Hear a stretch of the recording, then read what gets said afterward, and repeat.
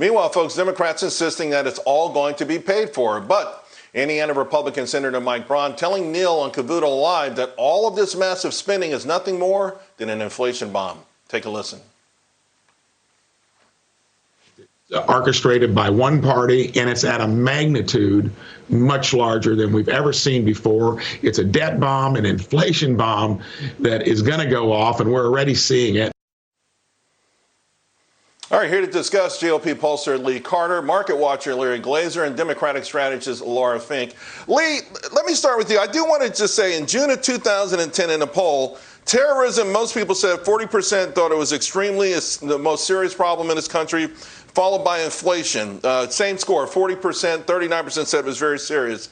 Gallup now says that number's around 1%. I feel like Republicans might have overplayed their hand when Obama was in office and nobody cares anymore.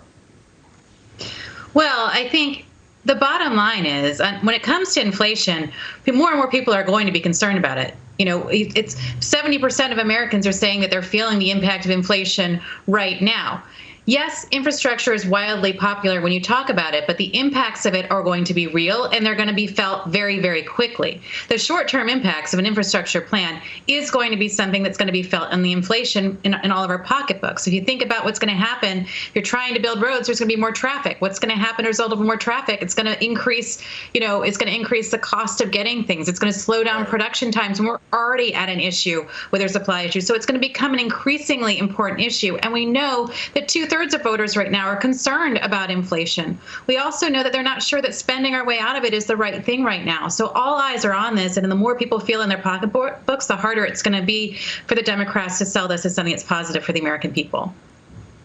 Right, no doubt. On the inflation side, I'm with you 1,000%. I'm not so sure, Laura, though, that people are looking at the government debt, I don't know. Before it was 6 trillion, 10 trillion, 13 trillion.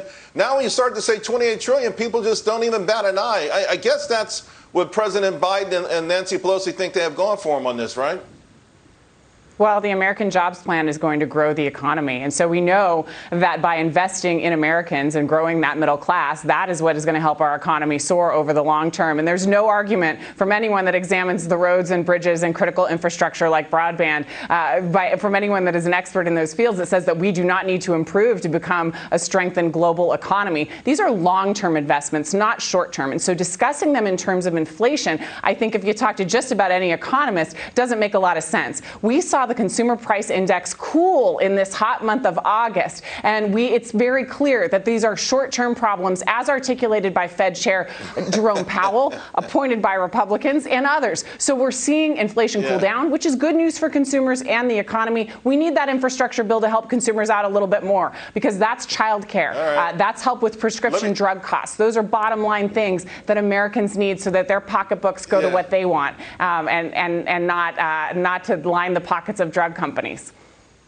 I want to bring Larry in here. Larry, it's one thing to cool from 500 degrees to 498 degrees. Yeah, technically it cooled, but the fact of the matter is inflation is running away. People are feeling it, and it will have dire consequences if it persists. Here's the irony.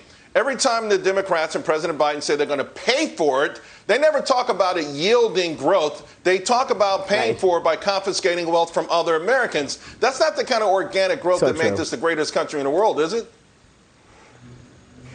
Charles, in the words of Ronald Reagan, those who think a tax boost could be paid for have another thing coming to them. And I think in this case, paid for means a lot of things to different people. The middle class is already paying for all these increased costs. They're paying for it in the form of rising fuel, rising food, rising rent. They're 0 for 3. The middle class is at risk of striking out here. And I think this idea, it is an inconvenient truth to think that you could spend $3.5 to $5 trillion of additional spending and have it be paid for, because it is already being paid for on the backs of a regressive tax in this country for middle class families.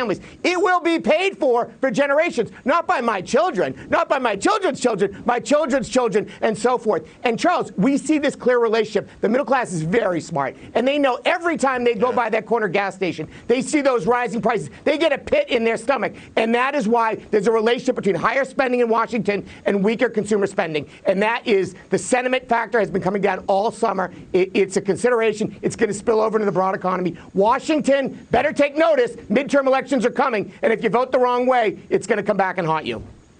The gift that keeps giving, but for all the wrong reasons. Lee, I think Larry brought up a great point. a lot of politicians who went along with President Obama and Obamacare really fell on their sword. They sacrificed their political careers. What's the feeling now in D.C. that anyone who goes along with this, probably, many of them will probably lose in these midterm elections? Look, I think that the infrastructure plan at the moment is still popular. The problem is going to be infrastructure. I'm not talking about infrastructure. I'm talking about the so-called social spending, 3.5, which is really $5.5 trillion. Yeah, and I think that what we're going to see is that what's happening in the president's polling right now is that he's having a significant drop. And it's not just because of Afghanistan. If you look at his polling on COVID, if you look at his polling on the economy, it's really starting to shift. Over the next year, if this starts to pass and we start to see rising inflation, we start to see slowing of goods, we start to see some of these things that are really going to continue to impact the American people, it's going to make it more and more difficult for Democrats to win a seat, to keep the seats that they have. I think it's more likely that Republicans are going to offer an alternative plan that's going to be more popular.